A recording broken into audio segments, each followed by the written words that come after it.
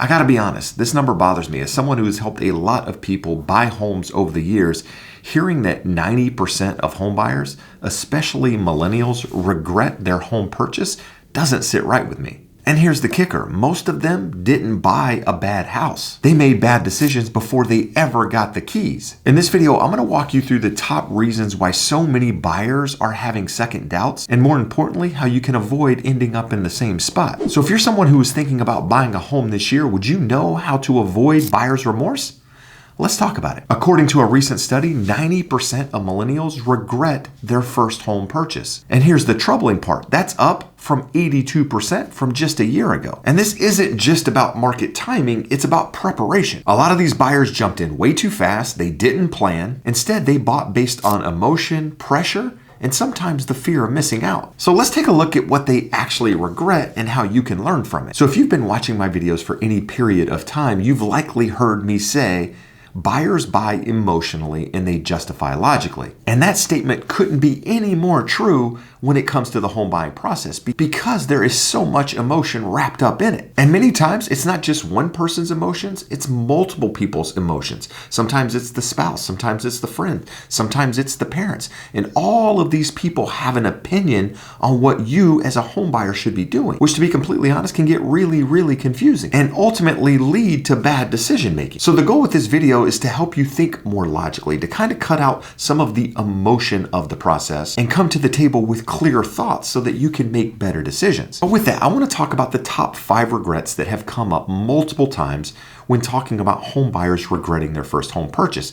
And the first one is bad location. Location was the number one regret. And that's because many buyers went out of where they really wanted to live so that they could stretch their dollars, so that they could get more home. But in turn, they didn't think about the commute. They didn't think about the neighborhood. They didn't think about the schools. And this is something I encounter as a real estate agent all of the time. I've been in the business over 20 years here in Orange County, and I talk to a lot of first-time home buyers. And one of the very first questions we discuss is, where do you ideally want to be? And a lot of people will come out and say, hey, I just want to be in Orange County. Well, understand, Orange County is a really, really big area. From the north side to the south side of Orange County, depending on traffic, can take over an hour. And in between that, there's a lot of cities that you can choose from. So what I typically like buyers to do is start with your ideal location. Now, in some cases, maybe you can't buy in your ideal location because you can't get what you want.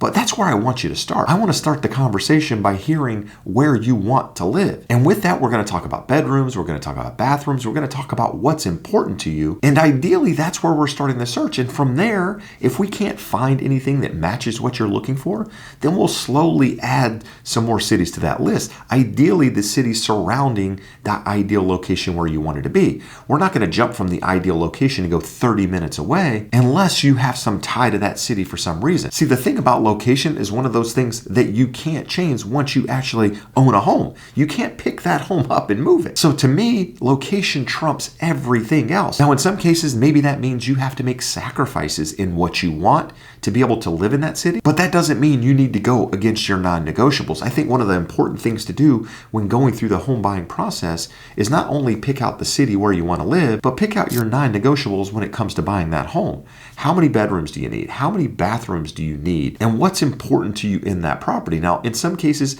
maybe you have to give up on some of those things in order to buy a home, but never do I think that you should move completely outside of your ideal location so that you could check every box on that list. See, here's the thing. I've actually been a home buyer that bought in a location that wasn't ideal for me because I wanted more home. I wanted more yard. I wanted a bigger house. I wanted to check so many more boxes than I actually needed to check on that list. And what ended up happening is I bought a home in South Orange County and lived there for about 2 years before deciding this isn't for me. And it didn't take 2 years for me to decide that, but it took me 2 years to end up pulling the trigger to sell that property so that I could be closer to where I wanted to be, which was up in Huntington Beach where I live now. See, I bought in South County and then I spent all of this time commuting on the road and driving back and forth to be at the beach where all of my friends were located. So if you are someone that's considering an area outside of your ideal location, make sure you're driving that location several times a day, in the morning, midday, at night, on the weekends, just so that you can really get a taste for it. But more importantly, my advice is buy your lifestyle first and square footage and everything else second. You need to live where you want to live. In some cases, that means renting a property and not owning. And while I'm a real estate agent and I do believe owning real estate is really, really important, I also believe you shouldn't have regrets in that purchase either. So with that said, my advice is to start with your ideal location and then slowly work out to these other areas just to be sure you're not going to have regrets. Now, the second one that comes up that's often a huge regret and can be avoided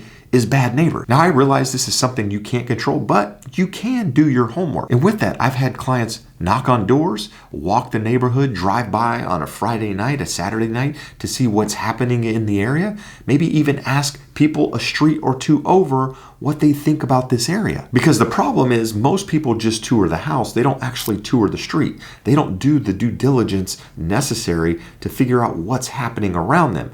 They just fall in love with a property, the emotion gets high, and all logic goes out the window. And then come to find out after they move in, well, their neighbors party all weekend long. There's cars parked all over the street, things that you didn't realize because you only saw the property during one period of the day. So again, my recommendation is to not only talk to the neighbors, go to other open houses in the neighborhood, talk to those listing agents, talk to their neighbors, and just try to get a feel for what's happening in that community. If you find a community where most of the people around a certain property have lived there for an extended period of time, some may be original homeowners, then that's usually the sign of a pretty good neighborhood. But if there's a high attrition rate, people are moving in and out, or if a particular property has sold several times over just a few years, that's something you want to pay attention to. So my advice is, instead of rushing in to buy a house just because you love the house, make sure you also love the neighborhood that the house is located in. Now, before we talk about the third thing, I'd like to take a minute and ask a favor. If you find any value in my videos at all, do me a favor and hit that thumbs up. And if you want to stay updated on everything real estate and mortgage related, please consider subscribing to the channel. Now, this third thing is something I'm seeing a lot at the moment, and that's this whole high interest rate mortgage payment environment where people are having regrets. This idea that, hey, I'm going to marry the property and just date the rate, with the idea that, hey, interest rates were going to fall over the last couple of years, or the expectation that interest rates were going to fall. So I'm just going to buy this property. I'm going to do it with a 2-1 buy down. So my interest rate is going to be lower to start. And by the time it gets to market rate, I'm going to be able to refinance and lower that payment. But here's the problem. Rates haven't really dropped as many people have expected. I was one of those people that thought that interest rates would be quite a bit lower than they are right now. I didn't think we'd be back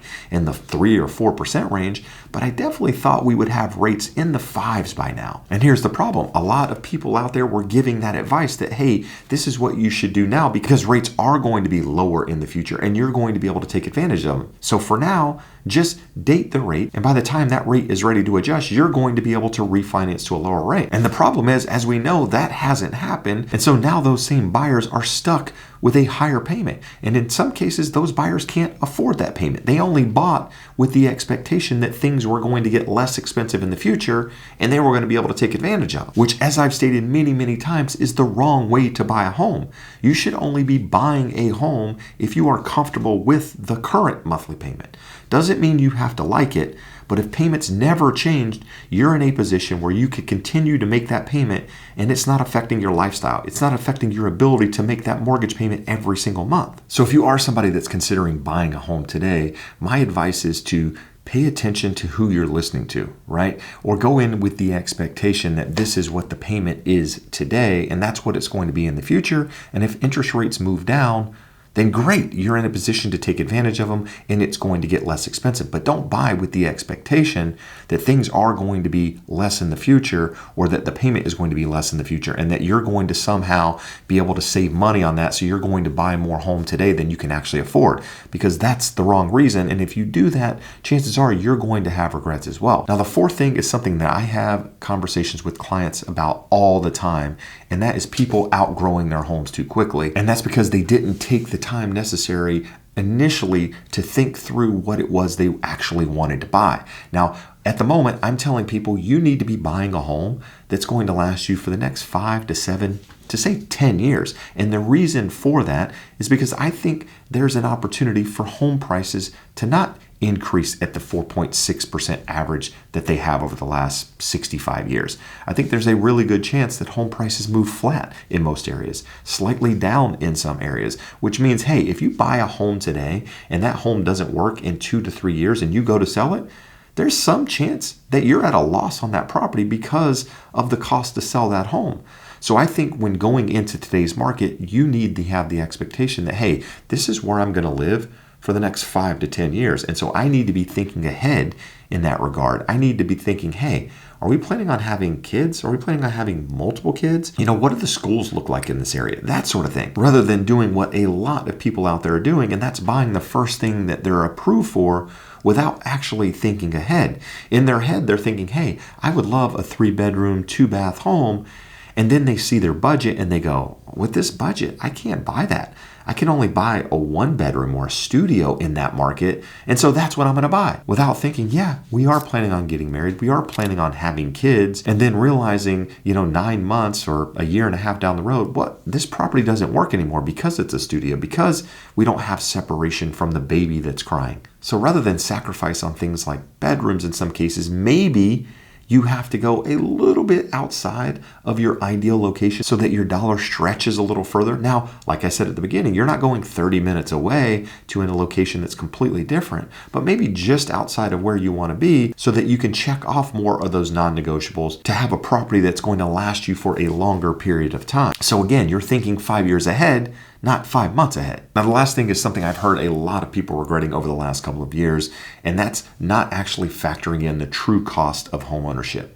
And that means, replacement costs. Things break on top of, your closing costs, having property taxes, all of those different things adding up.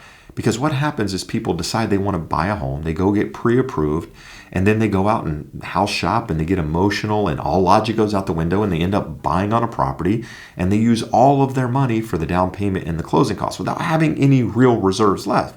And then they get into that property and maybe something breaks in that property. Maybe the air conditioning goes out or the water heater goes out, or, they didn't factor in the cost of having to do the lawn and take care of the property and all of these little maintenance things that you're going to have in home ownership. And here's the problem. Most buyers don't plan for it, right? They're just thinking about the mortgage payment. After talking to the lender, seeing, the pre-approval and the breakdown, they're just thinking about that monthly payment. Sometimes it includes taxes and insurance, sometimes it doesn't. But here's the thing. In a lot of states out there, property taxes go up annually. Insurance costs have been going up annually. So you've got rising costs on these things on top of the potential for other maintenance items to come down the road. So I think it's really, really important to factor in all of these costs. You might not know the exact amount, but you should be planning for a little bit more than your mortgage payment every single month just to prepare yourself in case something does happen. Because the last thing you want to do is have regrets in buying a home. Because again, it's not like a stock. You don't just push a button and sell it. Selling a home is entirely different. The cost to sell is quite a bit higher. It takes a lot longer. And to be completely honest, the emotion is so much higher. So the key with all of the things that I've mentioned so far is just to take a step back. Let the emotion kind of subside, put some logic into the process, planning as well. Because here's the truth. Most of the things that I've mentioned so far come from just one thing, and that is pressure. In many cases, people feel like they have to buy now or that they're going to miss out on something. And because of that, they rush into decisions, they compromise too much, and all the while thinking that appreciation is somehow going to bail them out of their bad decision making. But the thing you need to realize is this is not a race. It's all about buying when it's the right time in your life, not in someone else's life. And with that said, it's never about timing the market. It's about time in the market. If the payment stresses you out, if the commute makes you angry, and if the house doesn't fit your life, then guess what? It's probably not worth it. So how do you actually avoid buyer's remorse? Because buyer's remorse is real. And to be honest, you're probably going to have a little bit of it, even if you're super excited about the home that you're buying. Because it's such a large purchase and you're using real hard-earned dollars in order to buy that home, you're going to have a little bit of buyer's remorse. That's completely normal. A little bit of cold feet. But what you don't want to have is regret. And the number one thing that you can do to avoid that is by creating an actual budget before you ever talk to a lender. Figure out how much money you can actually afford to allocate toward a housing payment. You need to factor in everything. How much you're spending on groceries, how much you spend on date nights, how much you spend on getting your nails done or your haircut. All of these things need to go in. And then you need to figure out what you're comfortable spending toward that housing payment. And the second thing is you're going to buy for lifestyle, not for price. Bigger isn't always better. The right location and layout matter more long term than the size of the property. The third thing you need to do is work with the right team. You need to find a great real estate agent, a great mortgage professional that can help guide you through the process. Somebody that's not pressuring you to buy a home. They're there to help you ask the right questions and also to provide logic to the process. You don't want someone pushing you so that you ultimately have regrets down the road. Now, here's the thing. My team and I have helped hundreds of people here on YouTube, and we'd love to help you too. Whether you're looking for the right lender, you're looking for the right real estate agent, you can actually get in touch and work with my team directly by using that link in the description of the video. My goal as a real estate agent isn't just to help you win the deal. It's to help you avoid making bad decisions that you're ultimately going to regret. And the last thing is, know what you're signing up for. Becoming a homeowner isn't like being a renter. You now have responsibility. You're going to have to make a mortgage payment every single month. You can't be late like you are on your rent. When things come up with the property, you're going to need to fix them. You're going to need to address them. You can't just let things go and hope that somehow they're going to fix themselves. So if you're not ready for the upkeep, you're not ready for the repairs, that's okay. Just wait. Renting is buying you patience until you're ready to actually become a homeowner. You don't need to rush out and buy a home that you're ultimately going to regret down the road. You should be excited about the process. When you find the right home, there should be a different feeling than walking to an open house that you don't really care about. I tell buyers all the time, you're going to know when it's the right property, and you're also going to know when it's the right time in your life. If you're trying to convince yourself, then I would say step back, take a breather, and maybe come back to the process in a couple of weeks or a couple of months if it's something that keeps coming up in your head. Now, if you back away and you don't think about buying a home again for a while, then that's okay too. But in that case, maybe you realize that it wasn't the right time for you. Buying a home is a major life decision, and when you get it right, it's one of the best decisions you'll ever make. But rushing in, stretching too far, buying on emotion, that's what ultimately leads to regret. So take your time, educate yourself, and surround yourself with people that care more about your success than just closing a deal. And lastly, if you found this video helpful, do me a favor and hit that thumbs up. Consider subscribing to the channel to stay updated on more information like this. And lastly, if you're wondering what home upgrades you should stay away from so that you don't have regrets, do me a favor and check out this video here.